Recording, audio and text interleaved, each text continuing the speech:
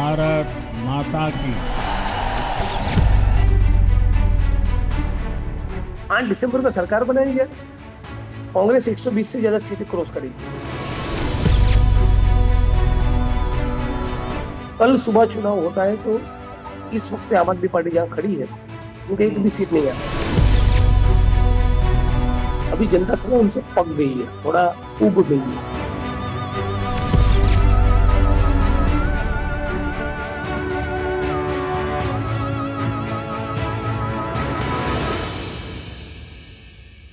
नमस्कार, आप देख रहे हैं एडिटर जी। मैं हूं आरिज मतलूब।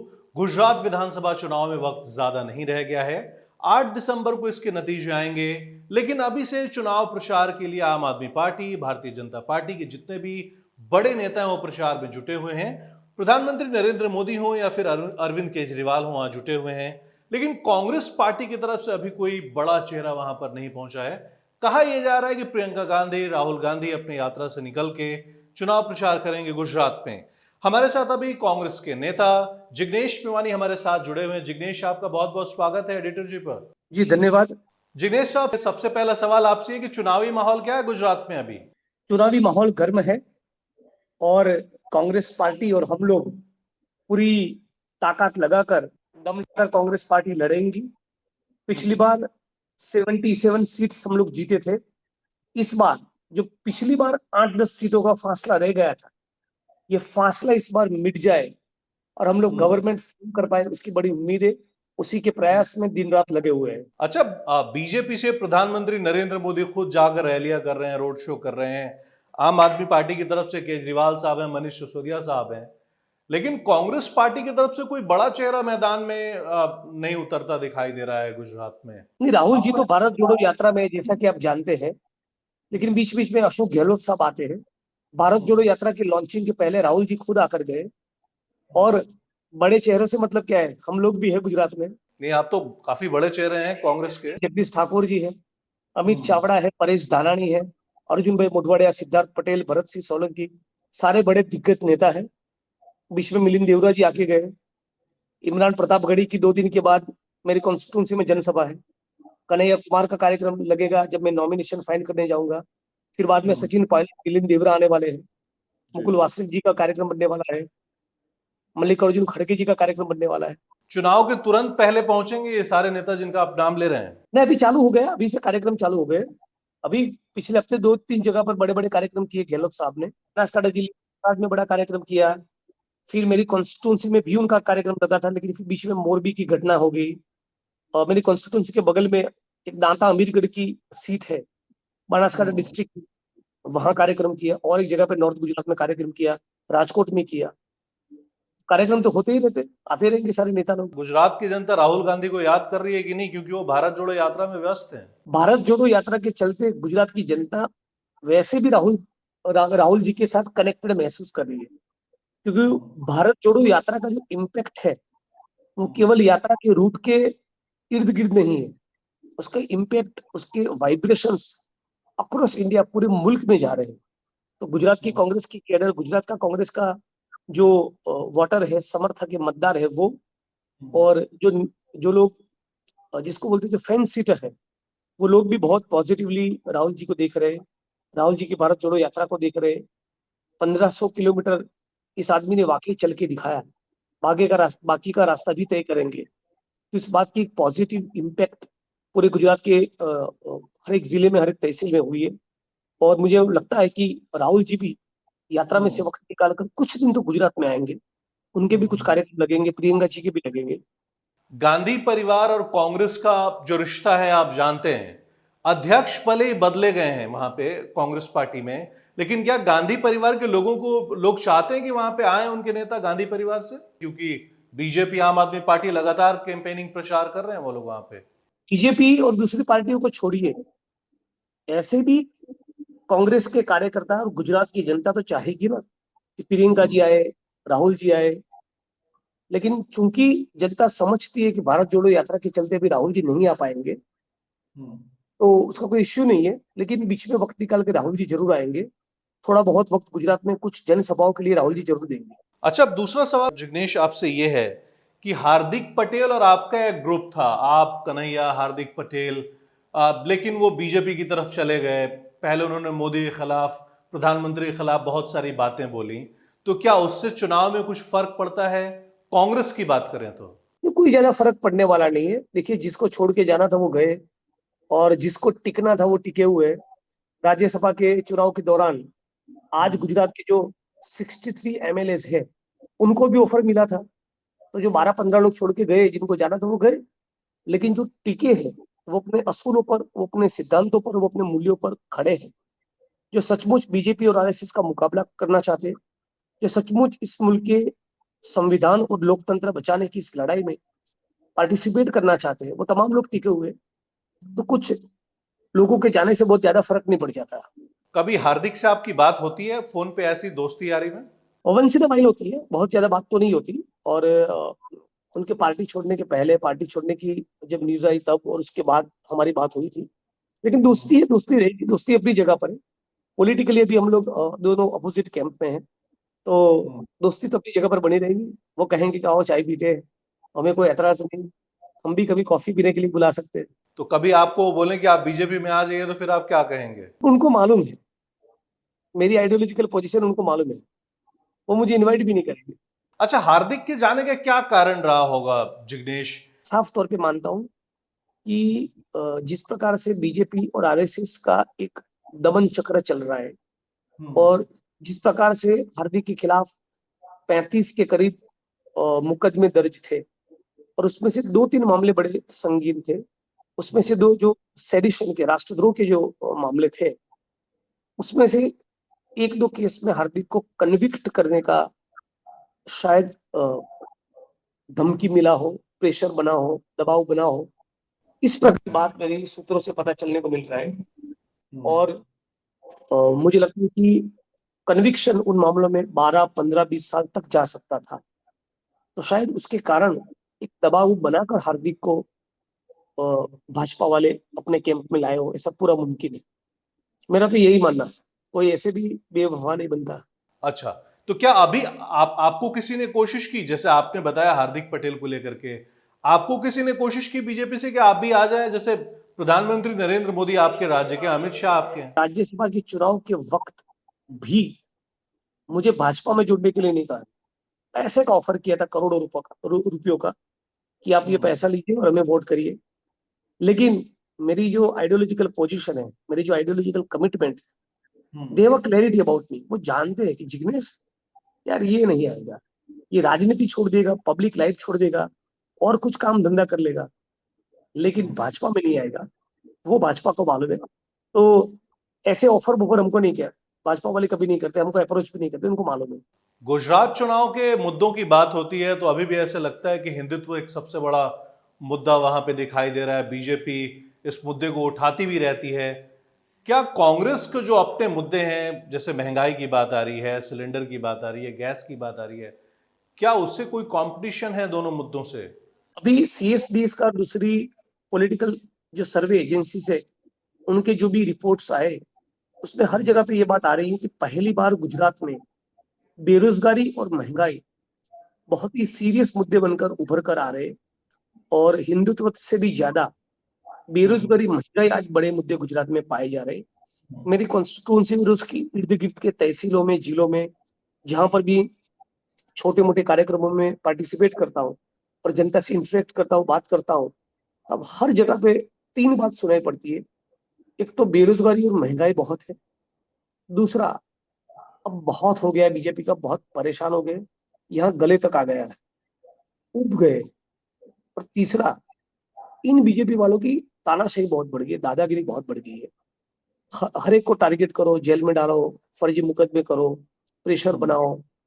तो ये 2-3 बातें बहुत साफ तौर पे गुजरात के चुनाव में और गुजरात की आम जनता में दिखाई देती है।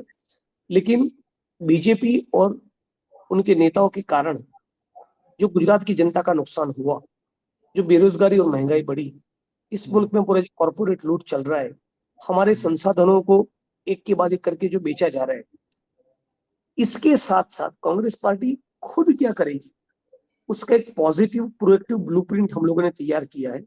जैसे कि 3000 इंग्लिश मीडियम के स्कूल्स खड़े हो गए, दलित आदिवासी ओबीसी को जमीन का आवंटन हो, सभी के लिए हाउसिंग के प्लॉट हो, राइट।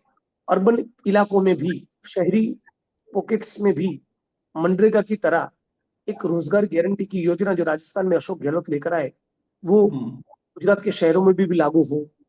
और जो भी कोरोना में जिन्होंने अपने परिवार के लोगों को खोया, उनको 4 लाख तक का कॉम्पेंसेशन मिले, किसानों का कर्जा माफ हो, दूध पे 5 रुपए का सब्सिडी मिले हर 1 लीटर पर। तो इस प्रकार का एक नए गुजरात के निर्माण का एक पॉजिटिव ब्लूप्रिंट लेकर कांग्रेस पार्टी निकली है।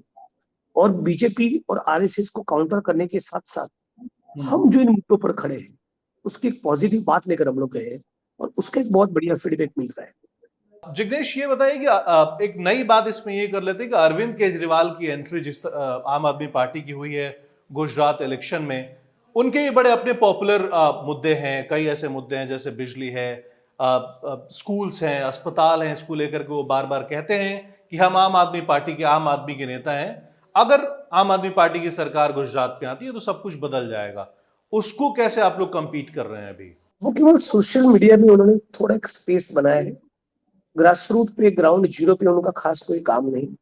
न उनके पास बूथ पे कार्यकर्ता है, न हर एक पंचायत में कार्यकर्ता है, न उनके पास कोई बड़ा टीम है। तो बिना ग्रास रूट कनेक्टिविटी, बिना ग्रास रूट के काडर के, बिना बूथ पे कार्यकर्ता के आप कुछ नहीं कर सकते। ये सोशल मीडिया में कुछ वीडियो बनाकर एक हवा बनाना एक चीज है, और जमीनी स्तर पे काम होना, जमीन पे आपका एक बेस होना, वो अलग बात है। उस मामले में किसी भी पार्टी के मुकाबले कांग्रेस बहुत बढ़िया कर रही है, पर्टिकुलरली रूरल गुजरात में। और यदि कल को चुनाव हो जाए तो उनके एक भी सीट नहीं आएगा, अब देख लीजिएगा, यू मार्क माई वर्ड्स। अच्छा, आप ये कह रहे हैं कि आम आदमी पार्टी की एक भी सीट नहीं आ रही गुजरात में? कल सुबह चुनाव होता है तो इस वक्त आम आदमी पार्टी जहां खड़ी है, उनके एक भी सीट नहीं आता है। कांग्रेस को कितनी सीटें आ सकती हैं इस इलेक्शन में? कांग्रेस 120 से ज्यादा सीटें क्रॉस करेगी। अच्छा, आपने तो बड़ी बात कही कि आम आदमी पार्टी, क्योंकि अरविंद केजरीवाल जाके मीडिया से बात करके ये कह रहे हैं कि गुजरात में हम लोग सरकार बना रहे हैं। आप अपने सोर्सेज के जरिए, state IB, central IB, local crime branch के लोग, लोकल जर्नलिस्ट, किसी से भी बात करिए, किसी से भी फीडबैक लीजिए। जैसे बनासकांठा जिला है, आप किसी को भी पूछिए, पाटन है, महसाणा है, अरवली है, गांधीनगर जिला है, अहमदाबाद शहर है, बड़ौदा शहर, कहाँ पर कौन सी सीट आ रही है?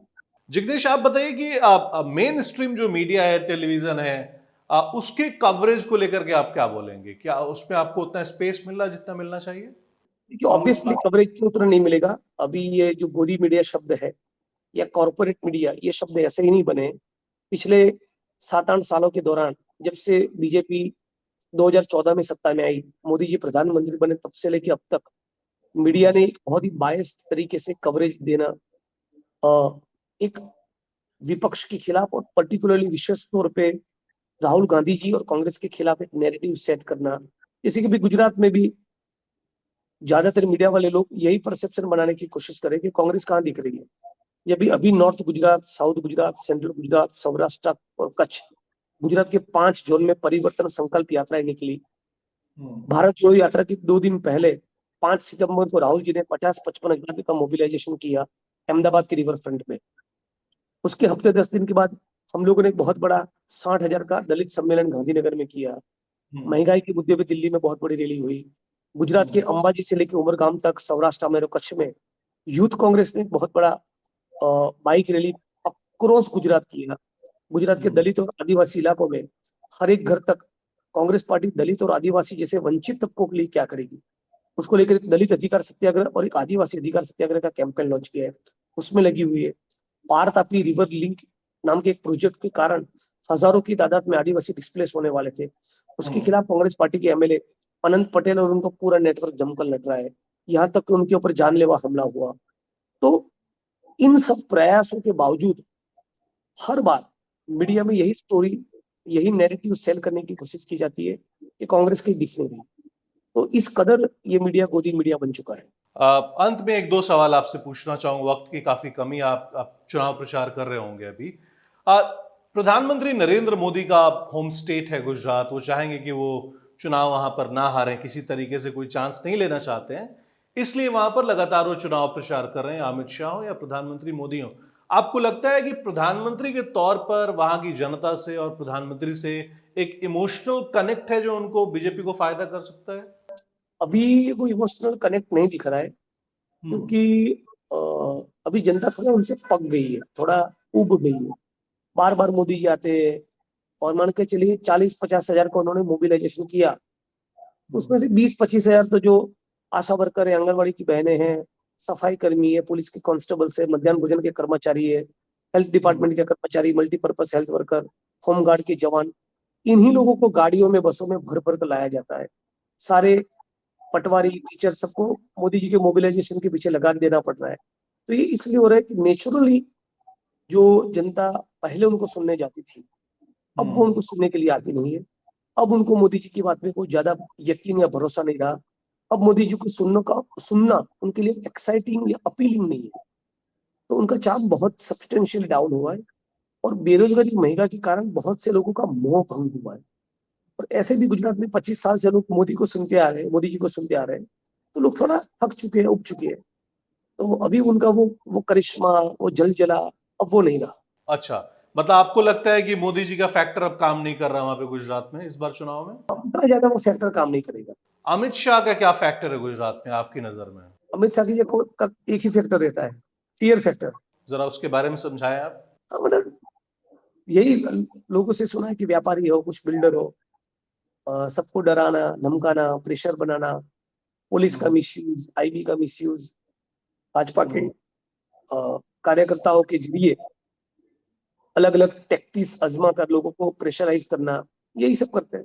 आरएसएस फैक्टर होगा इस चुनाव में, क्योंकि आरएसएस तो बड़े ग्राउंड लेवल पे काम करती है, गुजरात में बहुत एक्टिव है। डेफिनेटली आरएसएस डेफिनेटली फैक्टर होगा। एक आइडियोलॉजिकल संगठन है, 1925 से बना है, उनकी जड़ें मजबूत है, गुजरात हिंदुत्व की एक प्रयोगशाला, लेबोरेटरी रही है, तो यहाँ पर भी उनकी जड़ें मजबूत है। तो वो डेफिनेटली फैक्टर रहेगा। लेकिन बावजूद उसके बीजेपी के खिलाफ जो गुस्सा है कि बीजेपी वाले बहुत तानाशाही कर रहे हैं, बहुत डिक्टेटोरियल हो गए, अपनी ही मनमानी करते हैं, किसी की सुनते नहीं, जो मर्जी आए वो करेंगे, इस प्रकार का उनका जो एटीट्यूड हो गया, उसके कारण थोड़ा बीजेपी से लोग अभी परेशान हो गए, उब चुके हैं। अच्छा, लास्ट में एक आपसे ये सवाल पूछना चाहूंगा, बड़े ईमानदारी से इसका आप जवाब दीजिएगा। फील्ड में आप हैं, चुनाव प्रचार कर रहे हैं, आपको क्या अनुभव होता है? आपने इसका जवाब दिया, लेकिन आपको क्या अनुभव होता है अभी? मतलब 8 दिसंबर को जब नतीजे आएंगे तो क्या होने वाला है उस दिन गुजरात में? 8 दिसंबर को सरकार बनाएंगे। मुख्यमंत्री कौन बनेगा? वो तो सारे विधायक हम लोग बैठकर पार्टी के वरिष्ठ नेताओं के साथ मिलकर तय करेंगे। और जिग्नेश मेवानी क्या मुख्यमंत्री बन सकते हैं चुनाव जीतने पर? 8 दिसंबर के ठीक 3 दिन के बाद 11 दिसंबर को मेरा बर्थडे है, मैं उसके सेलिब्रेशन को लेकर ज्यादा कंसर्न हूँ। अच्छा, मतलब आप बताना चाहते हैं कि 3 दिन के बाद से आप जन्मदिन के तोहफा के तौर पे आपको कांग्रेस पार्टी मुख्यमंत्री का पद दे? ऐसा नहीं, ऐसी कोई रेस में हम है नहीं, और पार्टी भी पहले से कोई नाम तय करके बैठी हो या तय करने वाली हो, ऐसा कुछ नहीं है। कलेक्टिवली डिसाइड होगा। मतलब आपका मन रहता है मुख्यमंत्री बनने का गुजरात के, तभी तो कुछ बदलाव करेंगे आप जो चाहते हैं आप? अभी तो राजनीति में आए, अभी 5 साल हुआ है। अच्छा, दोबारा विधायक तो बनने दीजिए, अभी से अब तो सीएम बना देंगे। ठीक है, चलिए, बहुत बहुत शुक्रिया जिग्नेश, आपका एडिटर जी से बातचीत करने के लिए बहुत बहुत शुक्रिया। Thank you. भारत माता की। 8 दिसंबर को सरकार बनाएंगे, कांग्रेस 120 से ज्यादा सीटें क्रॉस करेगी। कल सुबह चुनाव होता है तो इस वक्त आम आदमी पार्टी जहां खड़ी है, उनके एक भी सीट नहीं है। अभी जनता थोड़ा उनसे पक गई है, थोड़ा उब गई है।